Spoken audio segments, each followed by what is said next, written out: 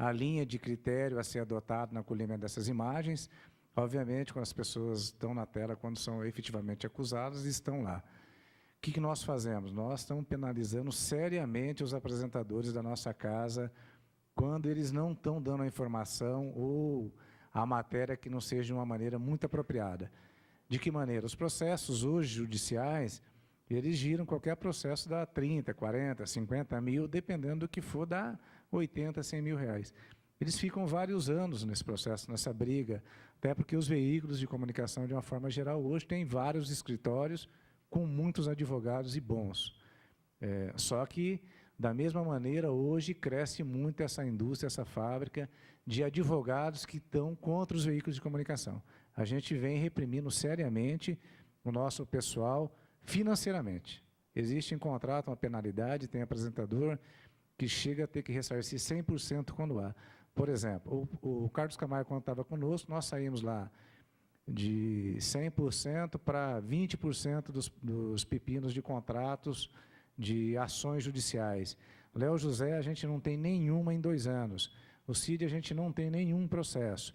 Algumas pessoas, o que a gente vem fazendo? Que tentam se aproveitar, a TV também está entrando com um processo contra essas pessoas, que elas estão erradas e estão tentando se aproveitar do veículo de comunicação. Então, a gente está penalizando seriamente e tentando dar mais autonomia para o diretor de jornalismo, para ele reprimir isso.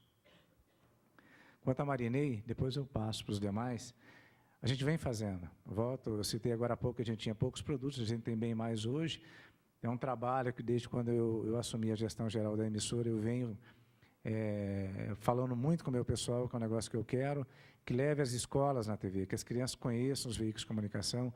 Infelizmente, hoje a programação infantil vem da cabeça de rede, não diz respeito aos programas ou aos produtos locais, não é uma coisa simples de fazer, já tentamos fazer e a gente não teve sucesso. Hoje a gente tem, vou citar produtos de concorrência, como um Patati Patatá, como um Mondi Companhia, N produtos que são fantásticos, só que a cabeça de rede tem que fazer. A gente vem brigando muito com a TV Bandeirantes, ela está com o Band Kids, algumas coisas, já melhorou em relação ao que era, só que ela precisa melhorar mais. O que a gente vem fazendo?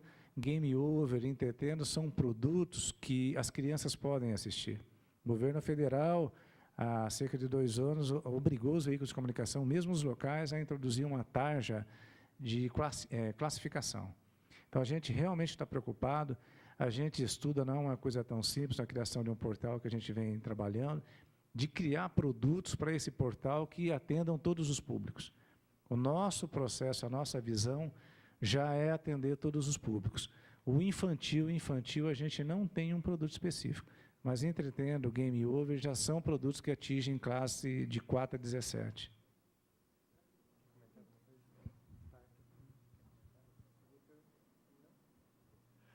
Passamos, então, à próxima rodada de perguntas. Glória, Cláudia e Liberaci.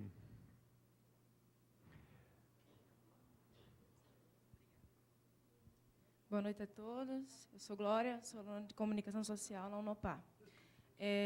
Antes de fazer minha pergunta, eu gostaria de colocar um pequeno ponto na questão. Ao meu ver, a gente tem esse consumo desse tipo de mídia, programas policiais. Eu penso que, por as pessoas elas estarem assim, como o público-alvo, querendo ou não, é a classe C ou D, as pessoas elas já estão tão fadadas da vida delas que, quando vê alguém pior, aquilo conforta. Então, eu acho que isso também é um dos motivos por esse tipo de programa fazer tanto sucesso. Mas, bem, queria fazer a minha pergunta para a Karina. Essa forma de programa só faz dividir mais ainda a classe A da classe C, fazendo com que a classe A, aqueles que não assistem, já que também eles estão vindo agora assistir, mas aqueles que têm vergonha até de assistir, vamos dizer assim, um Carlos Camargo da vida, tipo, acharem que a classe C só tem violência, entendeu? E já que só passa pobre sendo preso, esse tipo de programa não faz uma divisa, não só da classe A como para a classe C e D, mas uma divisa para a classe C saber até onde ela pode ir, que é tipo, está preso, é pobre, é negro, isso é com a gente. Enquanto que o branquinho, como você falou, não. Deve ter tido um surto, ou ele está drogado, acabou com a vida dele. Então, acho assim, esse tipo de programa realmente faz uma divisa na sociedade, não só pela questão do merchan, que o cara morreu, vamos mostrar sabão, tanto faz, comparou ele a isso. Mas também porque as pessoas da classe C não estão se contentando com esse tipo de sociedade imposta para eles.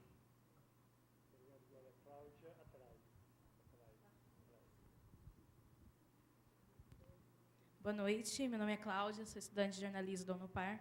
E eu tenho uma pergunta direcionada ao Maurício, ao Spartacus, mas está aberta para a mesa.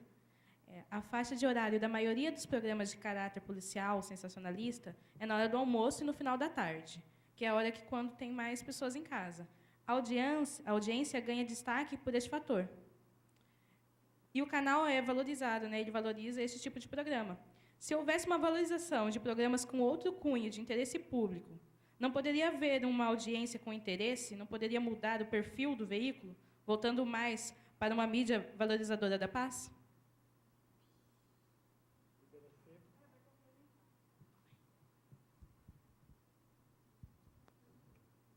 Acho que complementa a colocação dela. Eu acredito o seguinte, só vai mudar o interesse do consumidor quando houver investimento em educação. Educação, reflexão, aí tudo mudaria. Como não vai acontecer esse investimento em educação, a gente já sabe, isso é uma intenção muito grande, maior do que nós, tem que partir por outro caminho que não seja do perfil do consumidor. Isso não vai partir do consumidor. Será que, aí eu pergunto para o Maurício, e principalmente também aos publicitários, dá para criar um outro tipo de formato que atenda aos interesses da emissora, de mercado e dos clientes que investem nesse tipo de mídia, mas que consiga agradar o consumidor que não tem essa condição de reflexão, que eu quero ver sangue, não quero pensar, mas criar um outro formato. A publicidade já criou tantas variações nos seus formatos. Antes se vendia sabão em pó, isso foi o Trigueiro que falou na palestra dele, não sou eu. Se vendia sabão em pó, era uma dona de casa lavando a roupa do marido, que depois ela recebia um beijo. Hoje a publicidade pensa em uma mulher que não está nem aí com o marido, ela quer lavar a roupa e quer viver a vida. Não quer lavar, ela quer pôr na máquina. E a propaganda se reinventou. Sai na frente, ganha quem sai na frente. Não é?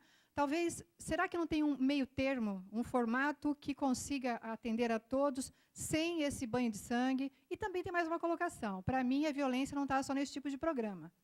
Tá? É muito mais amplo. A gente fica aqui falando só desse tipo de programa, mas a coisa é muito mais ampla. Mas também não vamos abrir essa discussão, certo? Ponto. Bem, só pegando, apesar que eu vou responder a pergunta dela, pegando isso aí, outro dia eu vejo muito pouco televisão, tá? Mas outro dia eu estava vendo o jornal Hoje e eu fiquei de boca aberta de ver o quanto o tema policial está presente. Né, só para corroborar isso que a Liberaci está falando. Não são esses programas só específicos. Assim. Agora, com relação ao que a Glória pergunta, é óbvio que você reforça essa divisão, sim, e você reforça preconceitos. Isso é uma discussão, e são pesquisas que mostram, e também isso não é só no programa policial. Tá? Você tem o negro, o pobre, ele sempre é o bandido da história. Assim, e isso a sociedade já vem reclamando bastante. E os jovens têm uma pesquisa, Fala Galera, Juventude, Violência e Cidadania, que foi feita no Rio de Janeiro, que ouviu 1.220 jovens de diversas classes sociais e diferentes raças também. Eles atribuem, inclusive, a brutalidade da polícia contra o jovem negro e pobre a essa imagem que a mídia reforça. Entendeu? Isso é a mídia, ela tem feito isso ao longo de sua história. Se a gente for ver novela, a propaganda, o Spartacus está falando, o Reinaldo lembrou aqui que o negro agora que começa a aparecer na propaganda, assim, isso eu acho que precisa caminhar muito, que aquilo que o Rômulo falou, é óbvio que reforça preconceito, é óbvio que aparece na televisão só a loira de cabelo liso, os bonitos. Tem uma vez eu li uma matéria, trabalho feito numa escola em Brasília. Eu morei em Brasília. Brasília tem muito negro, assim, diferente aqui de Londrina. Tem negro, mas assim, lá tem mais negro. Visivelmente você vê mais negro do que aqui. E tinha uma escola, as crianças tinham que se desenhar. Elas, a maioria negra, cabelo enrolado, negro. Se desenhava loira, a Xuxa, todas elas eram a Xuxa. É óbvio que isso cria até no próprio... Ninguém quer ser aquele negro, pobre e tudo mais. Por quê? Porque ele é o bandido, ele é tudo isso. Ele é desclassificado, desqualificado, né? E os meios de comunicação fazem isso em todos os, desde a publicidade, novela, no jornal, em tudo. Então, assim, isso é uma discussão que a sociedade está levantando agora e que os meios de comunicação estão começando a ficar mais atentos a isso. E por isso que eu acho que a participação da sociedade é importante, dos grupos sociais, para eles, porque são esses próprios grupos marginalizados que começaram a reclamar. Ninguém nem percebia, talvez, isso, só quem sofre isso. Né? E a publicidade começa a ficar mais atenta, e eu acho que isso é um processo, e tem que ter essa gritaria reclamando, porque senão não muda mesmo, eu acho.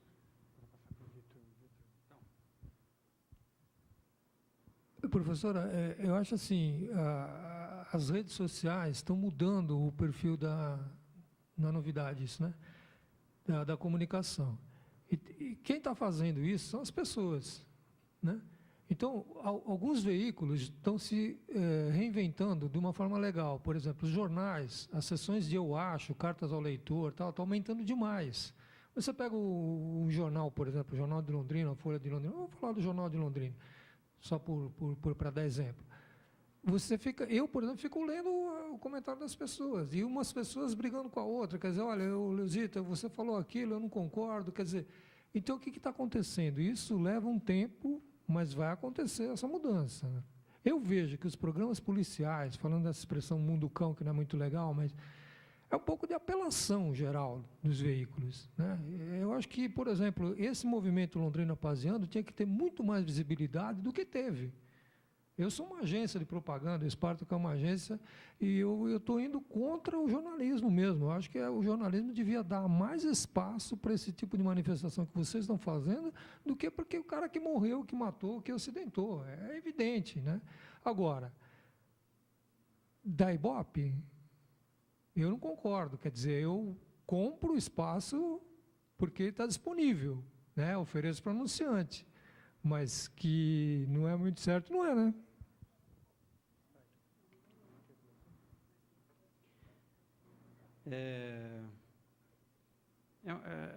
É interessante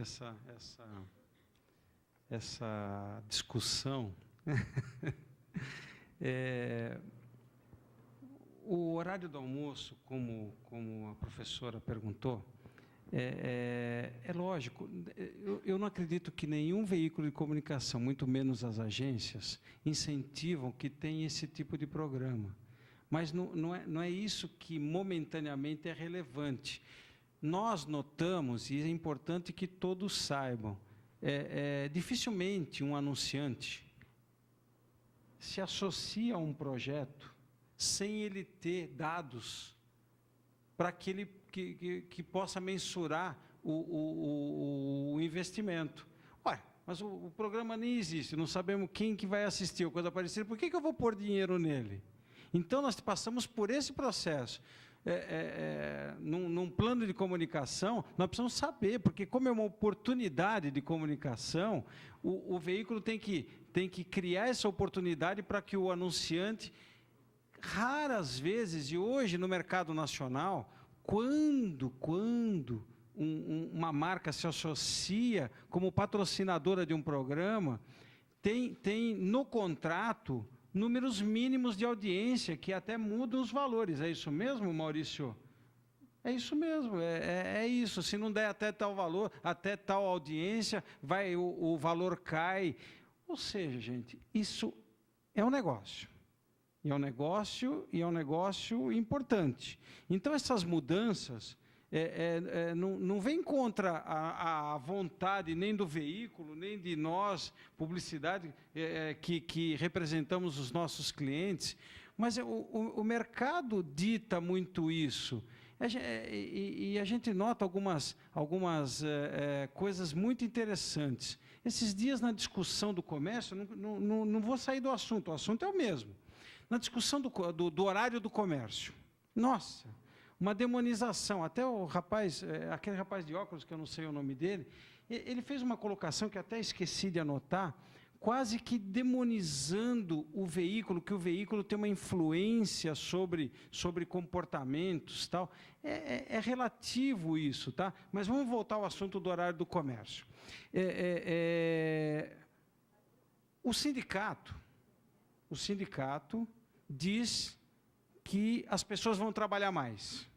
Ué, mas já no shopping já trabalha mais, o horário do shopping é estendido. O que se discute é uma elasticidade. Quem manda quantas pessoas podem trabalhar é a consolidação das leis do trabalho. Ou seja, a comunicação, o sindicato está vencendo as outras entidades na comunicação, porque não é a realidade o que ele está falando. É uma construção de muitos anos de estar tomando conta de uma coisa, e se o horário for estendido, o sindicato perde alguns privilégios. Tá? Aí você nota que essa discussão acaba mudando o olhar. Ninguém até hoje, eu não vi nenhuma pesquisa, porque pesquisaram os funcionários do comércio e pesquisaram os sindicatos, mas ninguém perguntou para o consumidor o que ele quer, se ele quer comprar 10 horas da noite, 11, 8, é um absurdo absolutamente completo, porque quem manda em horário é o consumidor. E digo a mesma coisa com relação a programas, conteúdo de programas. Quem manda é o consumidor. O dia que o consumidor diz, eu não vou assistir mais o programa do Cadeia, porque ele bate na mesa, ele de certa forma, descortês com o consumidor, simplesmente o programa dele desapareceu. Quem manda é o consumidor. Ser breve, para responder a pergunta da Cláudia ali, da Liberacia, faixa horária, a mudança de perfil e formatos diferenciados. Acho que dá para responder uma coisa só. Faixa horária, SBT, Bandeirantes, Record, muito parecido. É de manhã, geralmente 1h, na hora do almoço, do meio-dia às 13h, à tarde, ali das 6, 6h30 até às 7h20. Então, esses são os horários. Não são considerados o prime time. Na nossa visão, em 2020, vai virar prime time horário de almoço devido à mobilidade da inclusão digital. A TV Tarobá aposta nisso, a gente está investindo muito nesse negócio, nós estamos enxergando que a gente vai entrar num mercado que a gente não está hoje ainda. Formatos diferenciados, a gente vai investindo muito. É assim, eu vou citar um exemplo e eu vou falar de valor para vocês terem uma referência, senão a gente fica falando, ninguém tem referência de nada. O que nós investimos esses dias atrás, no Tempo para Você, no Vitrine Revista, e no Guest, de uma maneira geral, mas falar de cenário, estrutura, 10 vezes, 20 vezes mais do que nós investimos na polícia, e não investimos pouco em polícia nos últimos anos. Nós investimos cerca de R$280 mil na criação de 2 cenários, iluminação profissional, trouxemos tudo de São Paulo. Investimos cerca de R$80 mil em mídia para divulgar, em dinheiro, fora as permutas. E nós não conseguimos uma movimentação de mercado. Sim, estamos construindo esse produto, mas investimos muito dinheiro nesse produto. E é um formato diferenciado. Tempo para Você começa às 11h10, a gente fez uma aposta, tirou um pouco do esporte da Bandeirantes, investimos muito nesse produto. É só coisa light, saúde, é a coisa certa, tal, é um perfil de público diferenciado, mas muito dinheiro nós investimos ali. Não investimos pouco na polícia, mas posso considerar que é 1/10 do que nós investimos nesses produtos que nós chamamos de diferenciado. Não sei se ficou claro esse aporte dos horários. Os horários não tem muito o que falar.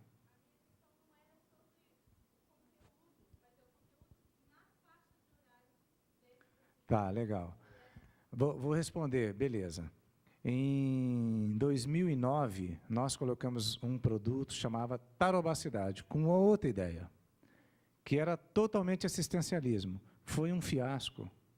O mercado de Londrina ele é complicado. Não era nem questão de dinheiro, que a nossa empresa estava estruturada para ficar sem faturamento por 5 anos naquele produto. O mercado não queria assistir aquilo lá. Então, nós achávamos, entendíamos que a gente ia fazer um um produto que a gente ia poder ajudar as pessoas. Cascavel tem esse produto que é um sucesso de audiência, de tudo. Londrina, o mercado de Londrina, eu acho que pela linha cultural, pelas várias faculdades, universidades que tem aqui, o consumidor, o telespectador aqui é muito exigente. Nós sempre estamos mudando, de repente não está tão aparente. A gente coloca alguns produtos e a gente acaba tirando da grade ou mudando o perfil. Tempo quente, eu estava falando aqui para a Karina, mudou demais, gente. O perfil do tempo quente, se você, eu faço assim um desafio, acompanhe o tempo quente. As imagens, tem algumas coisas, mas está longe do que era no passado. Está um jornalismo mais investigativo, está uma sequência, está um parecer dele no mercado nacional, está muito diferente. Vocês têm que, tipo assim, assistirem e acompanhar, que mudou demais, está mudando demais. Posso falar da minha emissora, que tem uma quantidade de profissionais para fazer esses produtos. Você queria fazer um comentário? Quando vocês vão escolher um apresentador, não só um apresentador para a área policial, qualquer tipo de apresentador, quais são os critérios que vocês usam? Porque eu acho que o apresentador de TV, ele é o último profissional que pode falar assim, eu não misturo área profissional com pessoal, porque a todo momento ele é um produto. Se a apresentadora vai lá e briga com o marido, enfim, briga com alguém, vira boato e isso causa uma imagem ruim. Qual o critério que você, em especial, Maurício, usa na hora que você vai contratar um apresentador que tem o poder de influenciar as pessoas? Eu já assisti vários programas que são bem estruturados de forma jornalística, mas ali na frente não está um jornalista para estar apresentando. O jornalista vai lá, faz uma matéria reflexiva e tudo mais, e o que acontece quando volta para o apresentador? Ele faz uma crítica, na verdade, um achismo, assim, sem fundamento, onde ele destrói todo aquele material jornalístico que foi feito. Como que você faz para você decidir igual? Saiu o Camargo, entrou o Léo José. Como que você analisou, falando, não, a gente vai contratar ele, além já da bagagem que ele tem, que veio de outra emissora? Obrigado, Débora. Vai entrar junto com esse rol de perguntas a Patrícia, depois Luiz Cláudio e o Campana. Boa noite, obrigada. Tem um livro do Eugênio Butti que ele fala que o jornalista não deve estimular a curiosidade perversa do público, né? Então, assumindo que todos, né, temos nosso lado perverso, que não cabe ao jornalismo fazer um estímulo a isso. Tem um caso, jogo rápido, que um psicólogo de Campinas, chamado Ivan Capelato, que vem sempre a Londrina, conseguiu suspender a propaganda do Gelol na videocassetadas do Faustão anos atrás. Ele escreveu uma carta para o fabricante, explicando como é que o Gelol associava a marca dele a um programa que expunha as mazelas das pessoas. Quer dizer, você quer que as pessoas deem risada, você quer ver um sadismo, né, do público ao olhar. Então, ele conseguiu isso com o Gelol anos atrás. Até voltou o Gelol a anunciar nas videocassetadas, mas eu acho que foi uma lição que ele contou aqui para a gente numa ocasião em Londrina. Eu queria fazer pergunta para o Vitor e para o